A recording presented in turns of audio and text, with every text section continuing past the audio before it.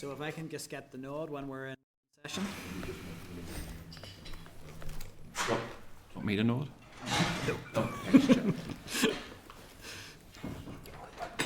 So that is us in open session. So everybody, you're very welcome to this afternoon's sitting of the Education Committee. So as usual, some of the housekeeping. I would advise members that the committee meeting will be recorded and broadcast throughout Parliament buildings and online. And I would advise those in the public gallery that they are welcome to use mobile devices as long as they are in airplane mode and that all devices are muted. You can connect to Assembly Wi-Fi. Password details for that are available on the gallery rules, and it is not permitted to take photographs or record any of the meeting. So we will make a start with the agenda today. So item 1 on the agenda is apologies. I have apologies from the Deputy Chair, and I've also been advised that Cathy Mason and Cara Hunter will be joining us remotely. So I'm not seeing them connected yet, but I'll leave that with the team to get that set up. Do we have any other apologies? I think Danny might do effective questioning with the Infrastructure Committee next week. Okay, so potentially an apology from Danny Baker. Yeah. We'll note that formally depending on who joins. And I can see Cara and Cathy have joined there, so you're very welcome. Thank you for joining us today. And if you're having any issues with audio or anything, please get a message through to the clerk and the team, and we'll see if we need to do anything to sort that. So item 2 on the agenda is Chairperson's business, so just a couple of things to note. Item 2.1, that's a record of the informal meeting with the History Teachers Association of Northern Ireland. I would propose that we note our members agreed. Agreed. Item 2.2 is a record of the informal meeting with Bright Futures Project Peaches. And that's at page 7 of your packs. I know some of the members were there for what was quite a wide-ranging and detailed discussion with the group of parents, really with an interest in education in our special schools. One of the issues that came up in that meeting in quite a bit of detail was around school governance and complaints processes for that. So I would be suggesting at this stage that we have an invite out to NIPSO to come and brief committee, and one of the things that NIPSO we've been engaging with around what are those processes for dealing with governance complaints and what the scope of their powers are, particularly in relation to their own initiative investigations. So that is something that I think we should be taking forward on the back of that meeting. We're also scheduled to have the Northern Ireland Audit Office to brief us on a range of issues related to education, but one of the things is on their good practice guide for school governors. So again, I think that one is a relevant one. We did also highlight last week in our discussions that the committee would like to hear in a bit more detail from both the department and the EA to inform our to detail our thinking in relation to school governance, particularly in terms of where there may be some accountability gaps where both parents, pupils or indeed members of boards of governors feel that concerns aren't being addressed in the way that they would wish. So that's something we would like to see coming forward in forward work planning, and I think that links into that as well. Our members agreed that those would be appropriate actions to take forward some of the concerns we received at this stage, or do any members have any other suggestions? Agreed at this stage, so we'll focus on the governance issues and we will see how that progresses in the weeks ahead. Item 2.3, that is the record of our event held last week, which was the links between poverty and educational outcomes for children and young people, and that's at page 9 in your pack. It is a long briefing note, and it was a very, very wide-ranging and detailed discussion with a range of stakeholders, which I think that the consensus was it was a really helpful engagement. I would want to maybe suggest at this stage we do want to retain that issue as one of our strategic priorities for committee, so we are likely to probably be hearing from both the department and some of those stakeholders in more detail as we go through the weeks ahead. But I do think it might be an opportunity to maybe share that paper to the RAISE service in the Assembly, and to see if we could maybe get a bit of research back around best practice in terms of interventions in this space across jurisdictions in terms of anti-poverty interventions in the educational space. Would members be agreed in terms of a first action there on that? You agreed? Anything else arising from that any other members want to highlight? No? Yes, Just sir. one, in terms of, I thought it was an excellent, really useful evening. And last night, at the end of plenary, there was an adjournment debate motion brought by Nuala McAllister on child poverty in North Belfast, which I spoke at, and I think it would be useful. I'm sure we probably do right out to the participants, I imagine, just to thank them. But I think it's really one of the things that came out in the debate last night is that this is, and I think as Carol McCullen mentioned it, we've been talking about it for 20 years, and I'm conscious that this place gets a name for, and I don't mean this committee, this place gets a name for debating these things, and things don't actually change. So I don't know in terms of the forward work plan, but I think that could well become a significant priority for the committee. Yes, and I would agree, and I think it is important that we do write to all of the participants, and I think it's in that correspondence I would be happy to include really an open invitation if they have particular projects that they're working on that they think would help inform our thinking, or they have particular policy interventions they would like to really get a more detailed airing in a public session here. I think we should really be extending that as an open-ended invite. So if members are agreed on that, thanks for that, Robbie. Okay. So the only other thing I just want to raise at this stage, just to really check in that I've got members' agreement, we have a training session today around effective questioning. I would like to propose that we just bring all of our agenda items in front of that so that we can clear our public business in the committee, and then just free up the remainder of the session to do the training session. So our members agreed we just shift the agenda slightly to accommodate that. Right. Okay, item 3 is declaration of interests. Do any members have a specific interest that they wish to declare on any items on the agenda today? No. Okay, that takes us to item 4, and that is matters arising. Now, it will be in your tabled papers, page 3 of your tabled papers, and that is a draft survey in relation to our RSE mini inquiry, and it is the draft survey specifically for children and young people. So we had agreed at last week's committee that we would do a bit of a redraft on that and a rework to perhaps just make that document just a little bit more user-friendly, but to still reflect some of the input that we'd had, which is really important from the Youth Assembly. So we have a revised survey there, which I would have to say broadly I'm very much content with what is there, but we had opened it up for other members to feedback, and I know that Peter had sent back just on 2 specific questions. So again, I think that was shared with all members, is that right? Just yes. Peter's correspondence. So the 2 questions that Peter had flagged an issue with, and I can certainly bring you in, Peter, to speak to this. One was a question specifically relating RSE provision to the ethos of a school, of the young person's individual school. And I don't want to speak for you, but I think ultimately your summary was that it was possibly a bit clunky, potentially inaccurate, and maybe unhelpful and unclear what we were really trying to get the young people to speak to in that question. I'm going to be really clear. I agree with Peter, in fact, on that one, and I think that ethos, probably for all of us, if we asked us around the table, I would suggest is an extremely difficult concept to define, and I think perhaps bringing it in there for the young people muddies the waters a little. And I would have a slight concern that we could enter into a space where we're asking young people to compare provision in their school with other schools that they haven't actually directly experienced. So, and again, I think we were asking them to make quite subjective judgments there. I think really what that question was getting at is around essentially, did the young people feel the provision they were getting was good enough, and did they feel it was beneficial? We asked them that question very directly in the survey elsewhere, and I'm content that we probably can progress with the survey without including that ethos question. I agree, it is possibly a little muddled in how it's structured. So are members agreed on that? And Peter, your feedback if you want to bring anything else in, but also to hear from other members. And again, I'm relying on anyone who's joining remotely that someone will notify me if they're looking to come in. Peter? Sure, I think you summarised it very well. So I had concerns about it, and David as well, so that was the reason for the email in that particular area. I think it was poorly worded. I think it does lend itself then to a level of comparative assessment by pupils. That's not what it was designed to do, but I think it does. I agree completely with you. I think ethos, if we went round the committee, we would get a lot of different views as to what actually ethos is.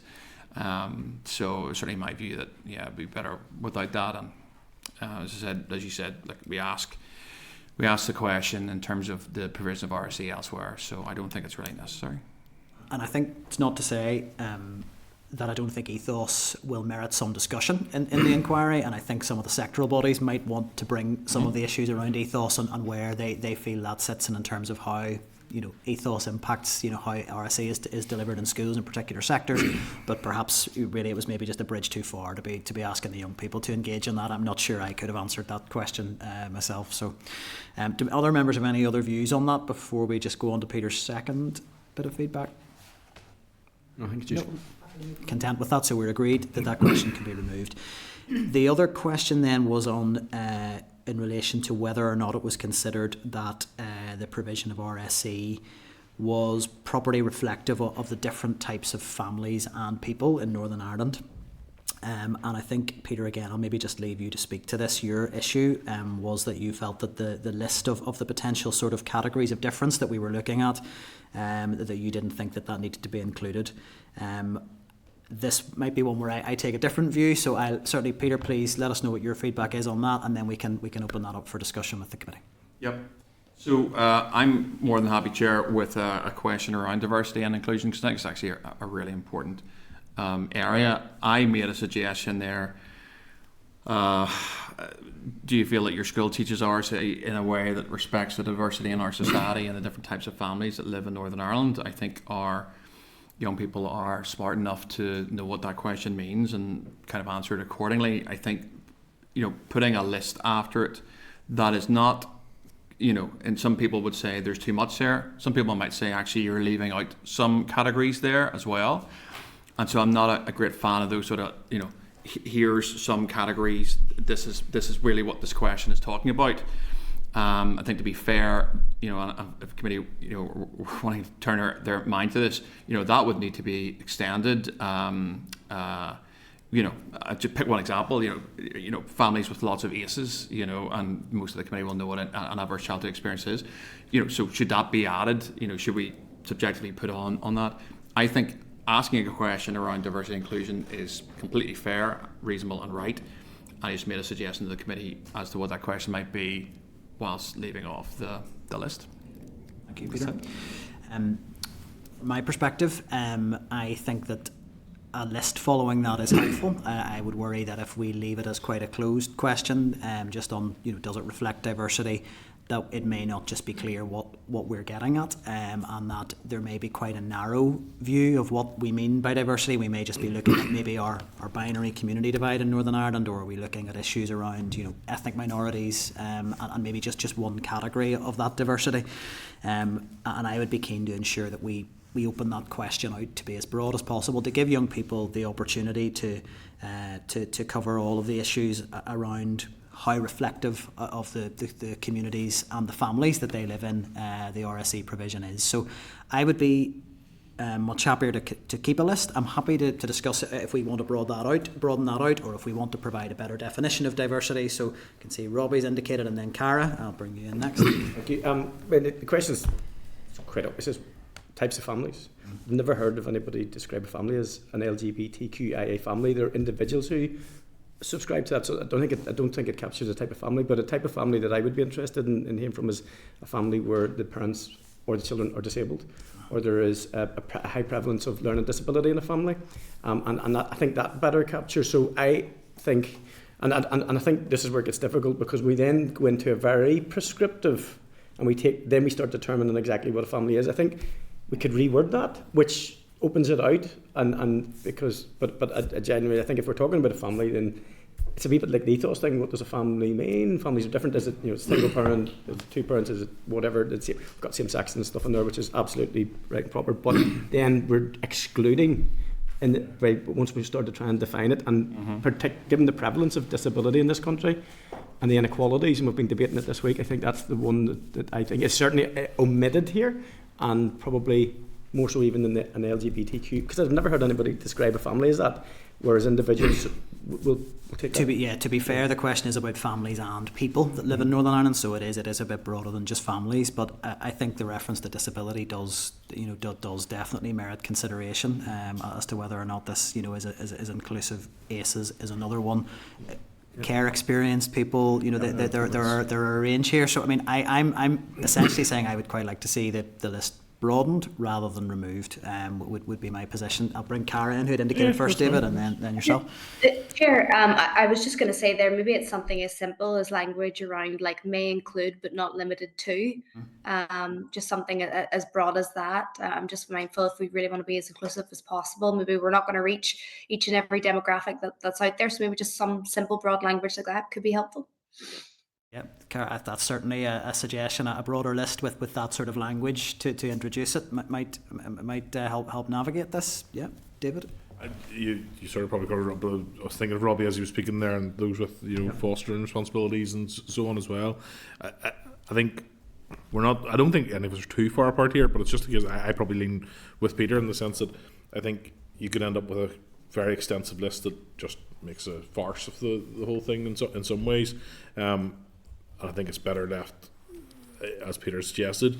But I think if you're going to name some, my fear is you in the same way that you say that people will lean towards that sort of binary community narrative for the answer to that question if you don't direct them. Children reading it are going to be directed probably most likely to whatever is listed below and most likely to direct their comments around that. So I sort of feel if you do have a list, you have to include quite an extensive range so that people know that's create a hierarchy. Yeah, so it either has to be all or nothing. I respect what Cara says, and I know that in many cases that would work, but I'm not sure that language necessarily covers what we're talking about here. I think it either has to be quite an extensive list or it has to be so. And I wonder whether it could be dealt with if we're going to have the list, whether it could be dealt with more of a blurb like we've had before previous questions and so on. But I would favour the more simple approach, I think, that Peter suggested. I accept that perhaps where the potential sort of list of the different families and people we're referring to is included might be another thing to consider. Is it maybe an explainer as an addendum somewhere or in a preamble rather than as a part of the question? So again, we can look if that could be worked in potentially. So Michelle? I think we'd be overthinking that we now have to produce this large list. We definitely don't. Cara offered a solution there that just says, here are some of the things you might want to consider, but we're not being prescriptive, and you be clear that we're not being prescriptive. I do agree with Robbie's point. I think that's a good one to include something around disability. You could even put something around just, I'm not saying normal families, but you could just make something more to balance that off to look like we're just talking about families that are less and more alternative or not. Do you know what I'm trying to say here? That we can just cover the full gambit with some simple language and not have to then start feeling that we're listing everybody. And we're explainer going that's to on leave the people list. out. I just think that gets us into more trouble because the more you put in it, the more then people expect to see themselves represented. I think this is providing some guidance to people of the nature of the kind of feedback we want from this question, and I'm happy enough with a couple of additions to that to make this list more expansive, just to give people a better sense of what we're getting at with this particular question. But I don't think we do need to then start considering every potential outworking of that in this particular section. So the Cara's wording, a few specifics that are maybe what we would expect to see added to this list would be sufficient for me. I hope that makes sense. Absolutely. And can I just check, Kathy, are you wanting to come in, or are you happy with the conversation as so far? No, Chair, I'm happy enough, and I, to be honest with you, I would lean towards yourself in terms of the, wanting it to be expansive. But I do think that Cara offered a pretty good sort of balance there between the two, so I'd be happy with that. Thank you, Kathy.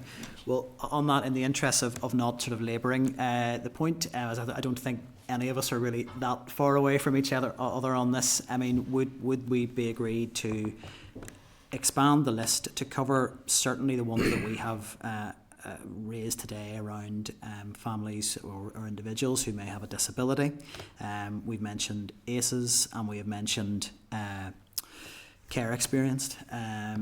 If we were to expand the list in that manner, but use that wording from Cara just to say that this list could include but is not limited to, and maybe a steer, that respondents are welcome to cover any family type or person living in Northern Ireland that they wish to include. would we be content with taking that forward? I mean, I don't want to labour the point on this. If all family units are included. Yeah, yeah. Okay, our members agreed? Great, thank you. Okay, so that is everything on matters arising. So a couple of other just sort of administrative bits, and then we'll get through correspondence and then on to our presentation. So item 5 is draft minutes, and I would refer members to the draft minutes of the committee meeting of the 18th of September 2024, and that's at page 17. I propose those are a complete and accurate record of proceedings. Are members agreed? Agreed. I could just get a copy to sign there. That's great, thank you. Chair, if I could just come in briefly before we move on, just regarding our RSE survey. Certainly. Yes, please go ahead. Thank you. Sorry, my connection did. It's just regarding, just to note, just to comment, I really welcome that we've used the word spiking. I noticed we had the historical, movement of our End Violence Against Women and Girls strategy. And when I was looking through it, the word spiking, even though it's so prevalent in society and particularly among our young people, with women being the most victims of spiking, the word isn't included in the Ending Violence Against Women and Girls strategy. So I really welcome that we've really kind of included that here and using that keyword, because I do note in my own discussions with secondary school students around RSE, one of the main things they've talked about is that they're not educated around spiking, around staying safe and things like that, and prevention. So just to note that my thanks that that's been included. I think it's really important and maybe something that we should be highlighting, I suppose, with the executive office as well. Yep, thank you for that, Karen. That's certainly something that may then materialise out of our inquiry. That's something that maybe needs a little bit more focus. I think it might be an opportune moment actually as well to just ensure the committee does pass its thanks on to the Youth Assembly and for their engagement on the survey. I think that would be a good opportunity to do that. Okay, so we have already had agreement to just sort of jump straight to correspondence here, and then once we've done that we'll move on to our training session. So in correspondence, refer members to pages 28 to 119 of your packs, and we have 6 items provided there under correspondence, and then some additional items that came through in tabled papers. So as usual, I'll highlight anywhere I think maybe a committee decision is required, and everything else would be to note. If members have any particular items of correspondence they want to highlight that I don't raise, please do so before we move on to the next item.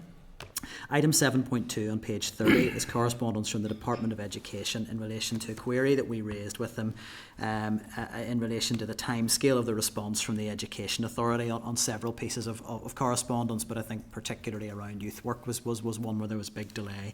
So the Departmental Liaison Officer has come back to indicate that the delay in the response was due to really essentially back and forth correspondence between the EA and the department, and that they hope that there won't they'll be able to put measures in place to ensure that we don't have a delay like that again.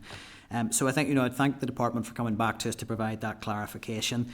I think I would maybe just add, and if this can just be fed back, that I think if there is an unavoidable delay with a piece of correspondence, particularly when it's one the committee is raising, on a weekly or every other week about where is that correspondence, I think it would be appreciated if we could get just that courtesy note back to confirm there is going to be a delay, so that we're not sort of labouring under the impression that correspondence has disappeared somehow or been overlooked. So I think other than that, just additional little sort of clarification. There's nothing else I'd want to add there. Would members be content that we write back along those lines? Mm-hmm. Agreed. Okay, item 7.3 is a budget briefing from the department. The first thing I would like to propose on this is, I think this is an area that we really need significantly more scrutiny at committee, and I have to say I am disappointed that we haven't been able to secure a briefing from the department on budget so far, and it is looking like that could be into late October now, and I feel at that point we're moving into monitoring rounds, and we still don't really have a clear sense that I can see from the budget briefing as to how the Minister has spent his budget so far. It's fairly headline, and we don't really have a lot of detail there. So I would want to note that disappointment. I would suggest that we carry that budget briefing forward to next week, so members have time to properly digest it. But actually, I would suggest that be tabled as an agenda item on its own, so that if there are specific queries or questions, that we can feed those back to the department, and we can deal with this in forward work planning. But I really would like to see the department coming forward a bit more quickly. I find it difficult to understand that the department isn't in a position to brief us on budget at this stage, and I'm not really sure what the nature of the delay is with that. So are members content we deal with that correspondence, or if anyone else wants to come in? Michelle, you've indicated, and anyone else? No, I just want to echo the comments. I find the lack of detail in this really hard to really grasp what the department's doing in terms of its expenditure. There's a heap of questions that we have around this, and we can't just ask them into the void. We need people to answer them, and we can have a session next week to discuss and ask questions, but ultimately we need people here to be able to answer it. I could take you through a number of the questions now. It's maybe not productive if we're going to do it next week, but there's a basic level of detail here that just isn't available to us, and given the pressures within the department and our ability to scrutinise really, hampered by just what we're seeing here. So yeah, I totally agree that if we can talk to this in more detail ourselves as a committee next week, that's helpful. But ultimately we do need officials here to answer those questions rather than taking them in correspondence and to and fro. No, I would absolutely agree. Do any other members want to come in on that? No? Okay, well, we'll carry that forward to next week, but I think if we maybe pick it up in forward work planning, but I do think that a note to the department that the committee is keen to have the opportunity to directly scrutinise officials in relation to the budgetary position. I think that would be a clear action. Item 7.6 is correspondence from the Finance Committee regarding Interim Public Sector Transformation Board, and they have detailed the projects from the department that are going to be progressing in terms of the transformation board, and they had suggested that we do seek more detail from the department on any of the projects. We do hope to be hearing from the department in relation to SEND transformation, and hopefully that will be sooner rather than later. It's a key priority for the committee, but there are the 4 smaller projects being taken forward, and I would certainly suggest at this point that we should be going to the department asking for a written briefing on exactly what those projects are delivering and the level of investment that is anticipated going into them. Are we agreed? Agreed. Any other comments? Michelle? Because this is obviously one I haven't really seen a lot of before. So if we're writing to the department, can we maybe ask for a little more detail around maybe it's an interim board? When will that not be an interim board anymore? Are we going to make this a permanent board that has long-term functions and membership? In terms of just looking at some of that table in terms of the transformation projects that are being taken forward, I'm a wee bit surprised that for the Department of Education, maybe even the Department of Health, where the biggest pressures seem to be, and where we have a lot of narrative around the need for transformation, that there's only one project each there. When you look, the Department of Justice has 4. Is that indicative, I guess, of the approach that these departments are taking to transformation and to kind of improving the system overall? I know, didn't we put forward 2 proposals there, one around SEN and one around teacher professional development, I well, think. They give hopefully a bit of information why that one was selected and the other wasn't. I mean, I'm not really clear what the criteria is for how this is selected, what the transformation definition is. I don't know an awful lot about this. Maybe the other members have dealt with this before. I certainly haven't, but just if we're writing to them, I think of just a bit more depth to fully understand what this is and what the intention is. The only other point was just the digital landscape review, the projects that are in there. Again, a bit more of an explanation of how these achieve transformation. They look like digital projects, certainly, and I'm sure they have a lot of worth, but whether they qualify as transformative or a transformation and how they meet that objective, I think would be very helpful to understand, because I would look at those and think perhaps they're more maybe operational line of business projects anyway, and not necessarily a transformation project. Yeah, no, I think happy for all that to be noted, and our members content that we do seek that extra layer of detail around the Public Sector Transformation Board and how that process has operated. I would hope that if we got an oral budget briefing as well, that these transformation projects could be drawn out in that as well. So it's another reason that's why that's required. Peter, you'd wanted to come in there. Yeah, I'm still grappling with the IT and not the paper, but we all want to be very green and rightly save trees. I mean, on bullet point 31, just to raise this, I think it's on the same item. The department did bid in the June monitoring round for £113 million of capital and got 15. So when we're talking about SEN transformation, the department can only do what it, I have a wee bit of experience of this, but the department can only do with what money it has. And I know there's incredible pressure on SEN, and part of that pressure is just on SEN places. But in order to do that transformational piece, it needs capital to effectively, build additional schools and spaces.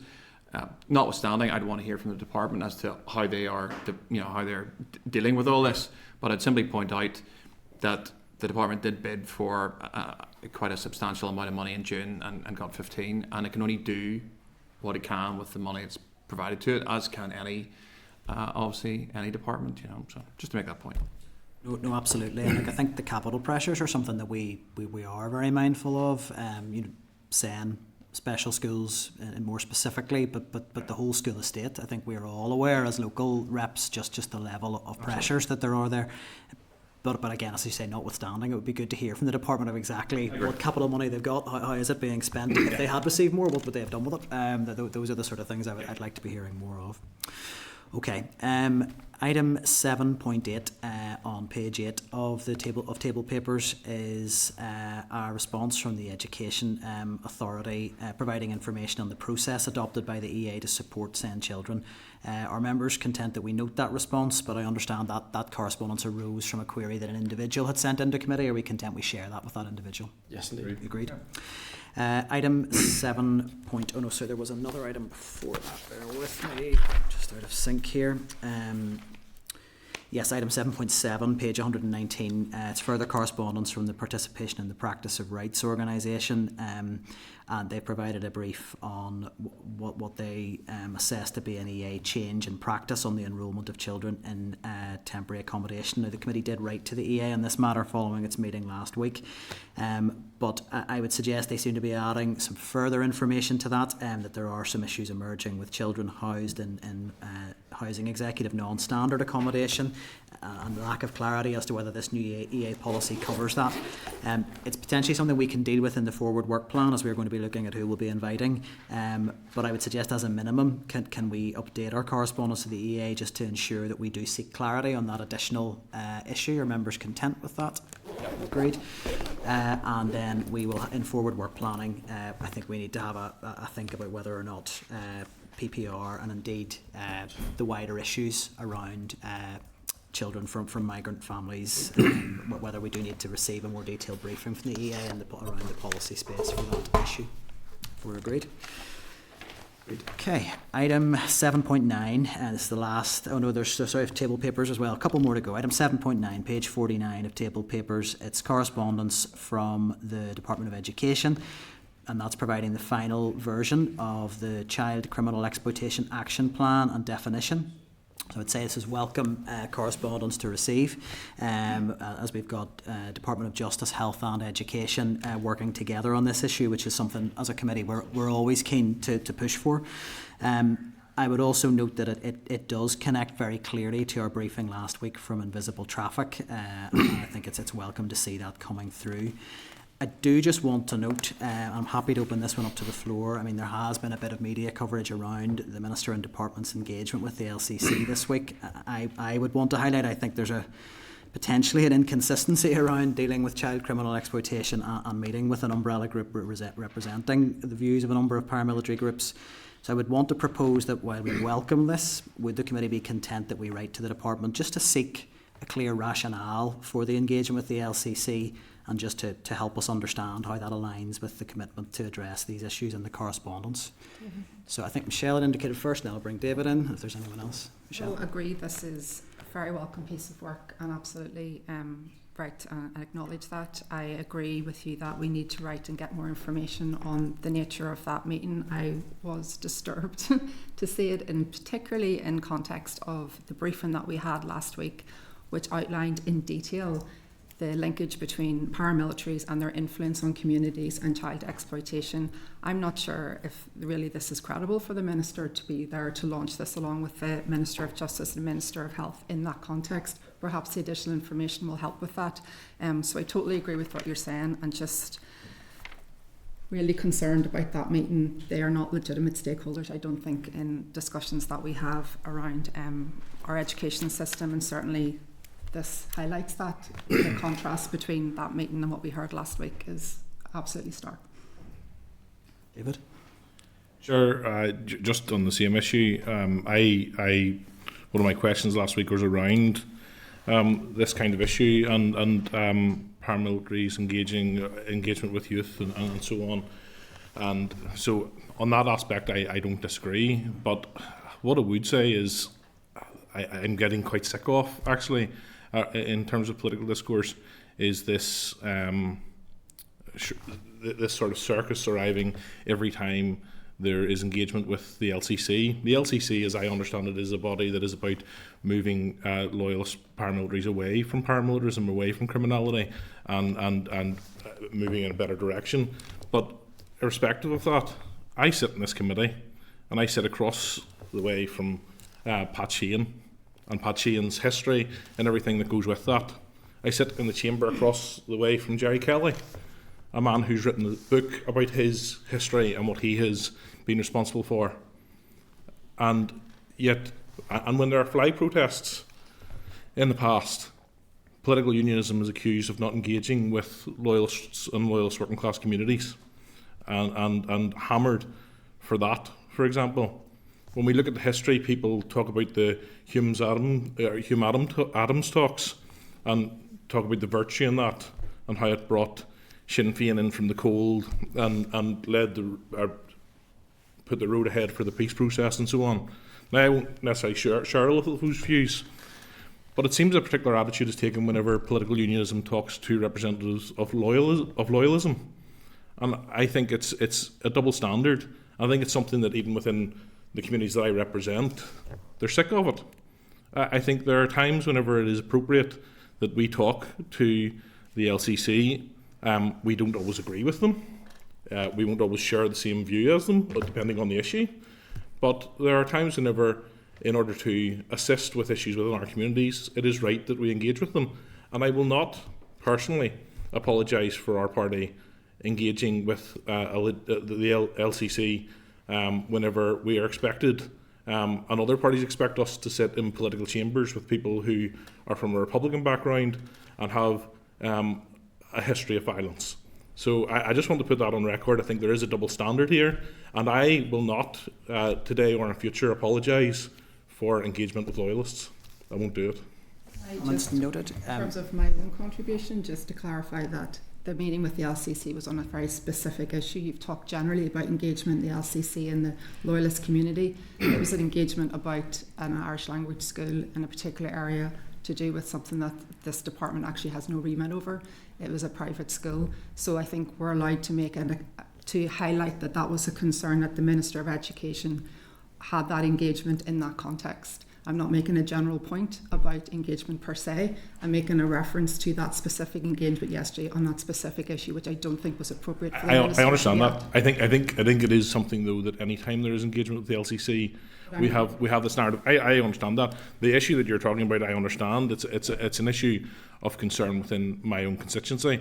It's an area where there are areas of my constituency that feel that they have not been treated fairly in the consultation process around this.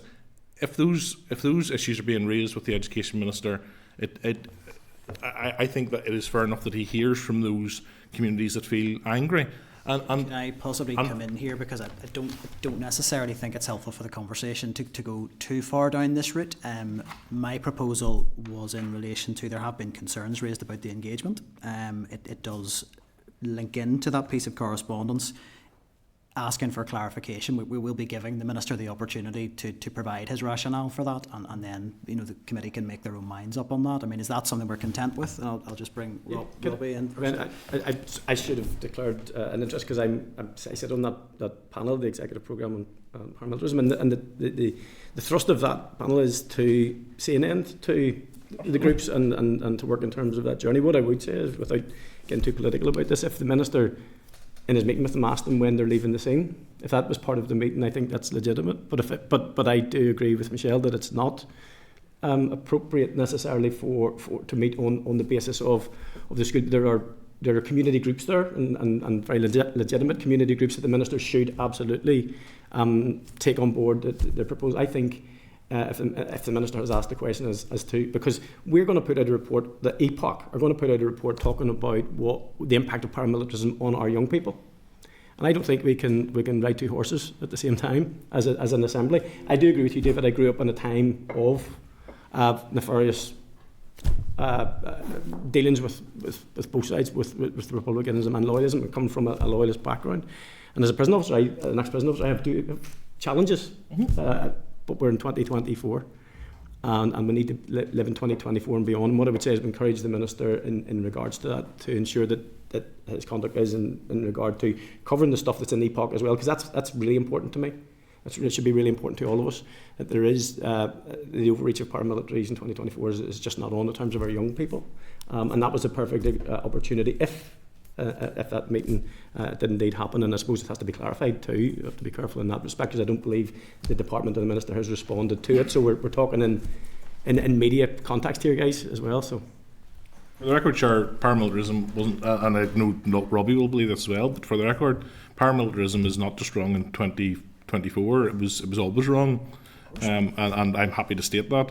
But I think the realism of dealing in the society that we deal with, that sometimes there are voices that have a history and have baggage that it is worth us engaging with, because it is right that those people are using the political channels and talking to us rather than using channels that they have in the past, which we would all disagree with. But I think I've given you plenty of time Yes, to make appreciate your point. that, Chair. I know Peter's keen to come in. Kathy's indicated, as has Cara. I don't want to spend too long on a single piece of correspondence. I would hope we can agree with a consensus that, at least from whatever differing positions we may be coming from, that we give the minister the opportunity to articulate his rationale for that meeting.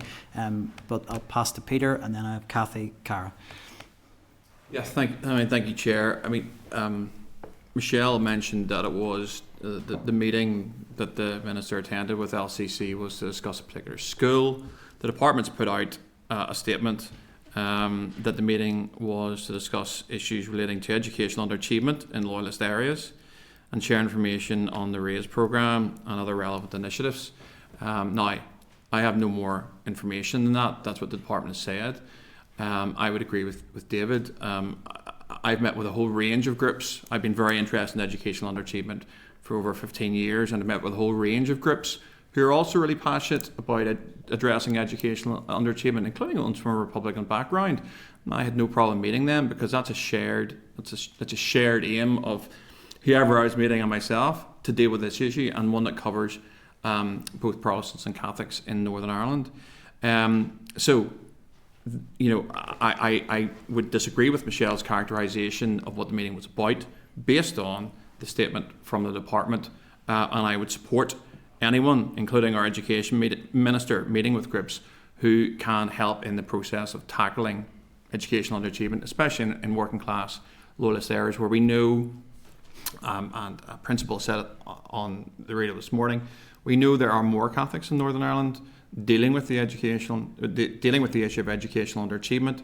We also know that the percentage is significantly higher in Protestant, loyalist, working class areas. So it's an issue we need to address. I'll bring Kathy in. I'm very conscious we're all coming from quite different perspectives on this, and we're not going to reach consensus on all the issues, but we may reach consensus on a piece of correspondence, which hopefully we can agree to. Kathy. Thanks, Chair. And yeah, I'm not going to labour the point. What I do want to say is I think it's completely outrageous that a group which does include representatives of loyalist gangs are attempting to influence decisions that are about our children's future and their right to be educated through whatever language is their choice. So I would agree that we do write to the minister and we do get some clarification on this. Kathy and Cara. Sorry, Cara, I don't know if Yeah, just to echo, yep, can you hear me okay, Chair? a wee bit of a delay, I think. Yep, that's grand. Apologies. Just to echo Kathy's point there, I think we continue to see, the politicising of the Irish language, which is something I think that the Education Department needs to uphold and defend. That's their obligation. And I think it's something that, we've seen the movement with Linda Irvine. The Irish language is something that belongs to everybody. So it makes me greatly uncomfortable, and certainly my party, very uncomfortable that the LCC have been regarded as legitimate stakeholders, and I think we just need to see more transparency about the nature of this meeting and the agenda included. Thank you. Sure, I would just say that there are some parties that had a very large role in politicising the Irish language, and that good work by individuals I think since. we're going to maybe move to just what we can get a bit of consensus on. So I'm going to close the conversation. I think we've all had the opportunity to express a view. You've given everybody ample space to do that. We are not agreeing on the rights or wrongs of the ministers' meeting, and that's perfectly legitimate for the parties to take those views. Can we agree that a piece of correspondence goes to the minister? Just to note that the committee expressed a range of views around the legitimacy or otherwise of that meeting, and we would seek just some clarity from the department as to the rationale for holding a meeting with the LCC. And again, if we can get some detail on what was on the agenda and if it was minuted, would be great to see the content of that. Are members content with that? And we can clearly note in the minutes that there was not agreement on some of the finer points of detail around the rights or wrongs of that meeting. Are we agreed? Okay. We're only 2 more items to go, and then we'll be through. Item 7.10, correspondence from the Early Education and Childcare team. Sorry, Robert. Because the reason we were talking about that was in relation to a piece of correspondence which is quite important. So I think we maybe need to also I had also a note to say that I think the committee, I would suggest that we issue a clear welcome to this joint action plan and that definition around child criminal exploitation. And I would be keen again in our forward work planning to see a briefing from the department coming through on their work in that space, because we complain a lot on this committee when we don't feel departments collaborate. This looks like a good example of it, so it'd be good to hear some more about it, unless you have anything else to add, Robbie. No, I'm just going to say, it just in terms of the conversation that developed, this is where we need to get it right. We need to be consistent, because when you see what's coming out of this in terms of, it's a very hard-hitting message, and we can't beat about the bush in this. I mean, listen, again, not to hammer the point too much, but I've seen too many lives wasted, with particularly men in prison from both sides of the community who were coerced, groomed, whatever you want to call it, into a violent cycle which brought nobody anything but pain, and didn't advance Northern Ireland or anybody's cause 1 inch.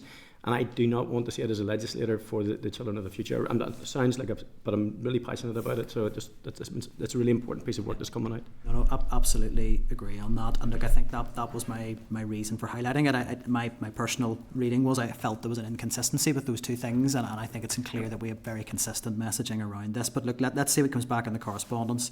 I'm very keen to receive a briefing on that action plan. So the item 7.10, correspondence from the early learning and childcare team. I would suggest that probably was tabled too late for us really to have given it proper attention. So again, I would suggest could that be tabled as a separate item next week for us to consider. I'm going to raise this when we get to forward work planning. I think we need to be hearing from the department much sooner on this, and a written briefing's not really cutting it. So we'll come to that on forward work planning. But at this stage, are we content to note to be tabled for next week? Mm-hmm. Yeah. Great. Item 7.11, correspondence from the Naziot Union on the EA procurement system and the issues it creates for schools. Look, I'm sure there's not a member around this table who doesn't engage with local schools, who I don't think you can walk in and speak to a principal without having the procurement system raised with you. It's undoubtedly a huge frustration in terms of administratively. It's a huge frustration around value for money, and I think it is something we really do need to see movement on. So I would propose that we simply make the department aware of our interest in that correspondence and ask to be included in the response. But I do suggest next time we have the relevant officials in front of us, we be raising the procurement system in that context. Are members agreed? Agreed. Okay. That takes us to forward work plan, and once we have finished that, we'll be closing our business in open session today. So I'd refer you to the draft forward work programme. So I think the most up-to-date one came in the final tabled papers that came through, so I would just ask members to refer to that. So I just want to speak to some of the issues more generally before I pass to the clerk, just to speak to the draft that we have, the draft forward work plan that we have. I would be interested to hear views from members, and look, this is not about wanting to have a pop at the department. I am just concerned on the 25th of September that we're potentially looking at another month before we hear from the department in person on any issue. I find that less than ideal. And I would just want to really put forward my clear view that I think we do need to be going back to the department to ask that some of those briefings, we've already mentioned budget, we have got a request in to meet them on SEND transformation, we have a request on the early learning and childcare strategy. I think on those three issues alone that I would be very keen to see some of that brought forward. So I'll just open that up to the floor in terms of members' views on that.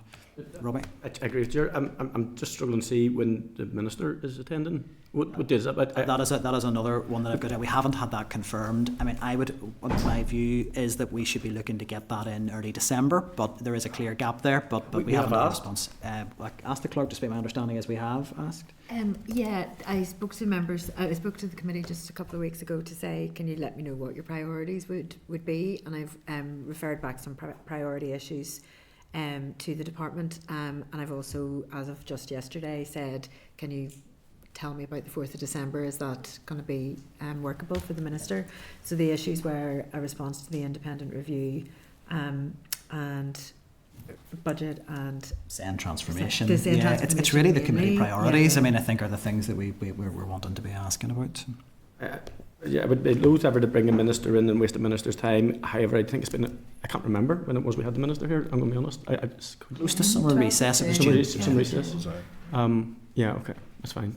So, I mean, I do think we need to get that locked in. So I think we can just clarify that the committee is keen to have the minister here, and we would Given the get budget stuff earlier on, the lack of clarity around and information around the budget, and we're going into some challenging decisions. I've seen, reading through the paper, there's some challenging decisions for the minister to take, and the department have already outlined what some of those might be, and some of them are evidently bring discomfort and pain, and I think we need an early sight of what where the minister is with regard to those things. Look, I'd be hopeful. Thank you. Come next week, we might maybe see something shifting a bit further up the agenda, a bit quicker on that. But I'll bring Michelle in. Things are nicely distributed. We don't have one session with lots and lots, and we can't then properly get into the detail of it. So that budget probably in itself would take a whole session almost. So yeah, I think your proposal's great. Yeah, just let's bring some of that stuff forward. And Well, that's great. Look, very much appreciate officials are busy and have a lot on their plates, but I think for this committee to do its work, we need to be able to engage with them. So I would just want to note that. Is there anything else just on the departmental side anyone wants to comment on before I look at anything else on forward work planning? No. So on our RSE inquiry, so we are hopefully going to get the young person survey out, and the other survey is already out in the public domain. So my understanding, and again, perhaps Clark, you can speak to this, that you're now proactively reaching out to key stakeholders. So hopefully we'll see those starting to come through and populating those gaps in the forward work plan as well. The only other thing I just want to highlight is that, again, there has just been maybe a wee bit of an issue with events out of normal committee time. There was a note sent round today around 2 potential other events on Tuesday evenings. One of those is a youth event a little bit further on the calendar. I don't have the date in front of me. 14th of October. So for that, thank you, Robert. 14th of October was that? Yeah. Yeah, so they're 2 weeks apart, which is useful. Yeah. Because back-to-back weeks. Back-to-back is too much. I would really want to emphasise in terms of the event engaging with young people, I would really want to encourage members to attend that. It is difficult for young people to get time out of school to come to the committee session, so I think we need to do what we can to facilitate that, so I would encourage members to make a note of that. There is an event that was scheduled for this Tuesday evening, and I just want to check so that we can be fair to the potential participants on that. Are members able to give a steer if that is feasible for them or not? Because if it's not, I would rather not waste anyone's time and bring them into an event where there's 1 or 2 members. I'm certainly able to attend, but I understand people's diaries are very busy. So if I can ask people to go back to the clerk separately on that, but if I could ask if people could confirm that one directly, that would be helpful in terms of planning. That is everything on forward work planning, other than anything that you want to add to that, Clark, and then we can just seek agreement to endorse the forward work programme. Yeah, so we are, any gaps in the programme are really to allow flexibility between the committee's inquiry and its strategic priorities. So just pinning people down is part of that process as well. The newcomer, so on Tuesday, we booked accommodation. Accommodation is under a lot of pressure in the building as well, actually. And given that there was such a good engagement last Tuesday, and the correspondence came in raising some newcomer issues. We thought we could go back to the people who hadn't been able to participate last Tuesday and who wanted to speak about poverty generally, and also some specific groups' experience of poverty, such as newcomer and traveller and BAME groups. So those are the stakeholders that we were thinking of having on Tuesday coming. But as the Chair said, we won't bring them up if there isn't going to be a member attendance. So if you could let me know about that, that'd be really helpful. Early contact, and that would be good. Peter? Thanks, Chair. Just on the forward work plan, the RCA inquiry, is there a list of who, because it was quite interesting just seeing, obviously you got CSSC, TRC, these islands, Wales, Scotland, ROI, England. So is there a list, I suppose my question, of who those stakeholders are, and could that be provided to me, and are you taking anyone else on that list? It was probably before my time. Yes, it was before your time, actually. So yeah, I can give you some background into the stakeholders that we approached specifically, and where it says other islands, it's really the good practice jurisdictional comparison. So so they're not an organisation. It isn't an organisation. It's a research briefing. But you know what? It's a great name for an organisation, I think. Like If somebody was stretching for one, sorry. That's great. Thanks, Chair. Anything else to add on forward work planning? Just conscious, Cara and Cathy, I don't want to miss anything for anyone who's attending virtually, no? So we content to endorse the forward work plan as drafted currently? Yep. Great. Okay, so that takes us to item 9, which is any other business. I've had none notified. Does anybody want to add anything else at this stage? No. Chair, if sorry, I Karen. could come in very briefly. I'm not too sure if I mentioned this before, so I thought I'd just take the opportunity. It's just around the Causeway Academy. I know we've done significant work looking at integrated education, and I got the chance to meet with the board there not so long ago within my constituency office, and there is some concern about the lack of detail of plans coming forward, responses from the department, and I do know they're due to open, I think, the end of 2025, early 2026, so maybe if we could just ask for a full update regarding the timeline for the Causeway Academy, that would be brilliant. Certainly happy to put that to members. It's a departmentally led project. They should hopefully be able to give us an update on it. So no, very, very happy to request that. Are members agreed? Agreed. Okay. So normally I'd be closing the meeting at this stage, but what we're actually going to do, if members are agreed, I'm just going to seek your agreement to move into closed session, and we're going to move into our training session. So if members are agreed, we move into closed session. Right. Committee Room 29. Sound.